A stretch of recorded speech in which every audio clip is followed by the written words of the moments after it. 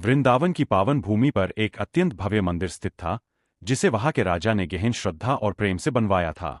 इस मंदिर में बाके बिहारी जी की सेवा के लिए एक वृद्ध पुजारी नियुक्त थे। उनके लिए बिहारी जी केवल एक मूर्ति नहीं थे, बल्कि उनके सखा, स्वामी और जीवन का आधार थे। समय बीतता गया, उनकी दृष्टि कमजोर हो गई, परंतु प्रभु के प्रति उनकी भक्ति और भी प्रगाढ़ होती चली गई। अटूट नियम। राजा का एक नियम था कि वह प्रतिदिन मंदिर के लिए ताजे फूलों की सुंदर माला भिजवाते। पुजारी जी उस माला को श्रद्धा से बिहारी जी को पहनाते और संध्या के समय जब राजा दर्शन के लिए आते तो वही प्रसादी माला उतारकर राजा को अर्पित करते। एक क्षण का मोह। एक दिन किसी कारणवश राजा मंदिर नहीं आ सके। उन्होंने सेवक के हाथ माला भेज दी और संदेश दिया कि वे आज दर्शन हेतु नहीं आएंगे। पुजारी जी ने माला प्रभु को अर्पित की, लेकिन उस दिन उनके मन में एक भाव उठा। जीवन भर प्रभु की सेवा की, पर उनकी पहनी हुई माला स्वयं धारण करने का सौभाग्य कभी नहीं मिला। आज अवसर है, क्यों न यह प्रसाद मैं ग्रहण कर लूं। भाव विभोर होकर उन्होंने वह माला अपने गले में धारण कर ली। तभी अचानक सूचना मिली कि राजा मंदिर के द्वार पर पहुंच चुके हैं।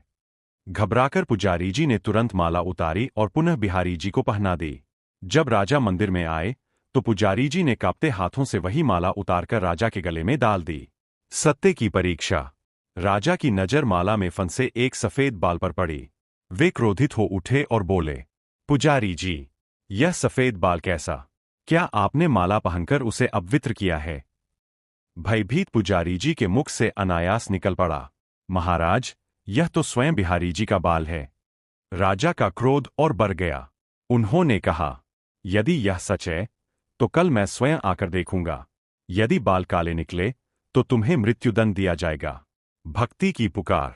उस रात पुजारी जी ने रो रोकर प्रभु से प्रार्थना की, हे प्रभु, मुझसे भूल हुई है, पर अब मेरी लाज आपके हाथ है।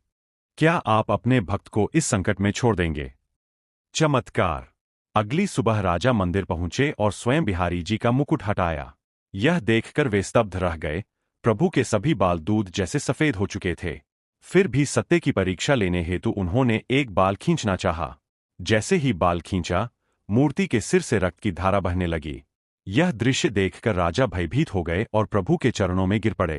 तभी एक दिव्य वाणी गूंजी, हे राजन, तुमने मुझे केवल पत्थर समझा, इसलिए मैं तुम्हारे लिए पत्थर ही हूं, पर इस पुजारी के लिए मैं सजीव ईश्वर हूं। इसकी सच्ची श्रद्धा की रक्षा के लिए मुझे यह लीला करनी पड़ी। कथा का संदेश। यह कथा हमें सिखाती है कि भगवान केवल भाव के भूखे होते हैं।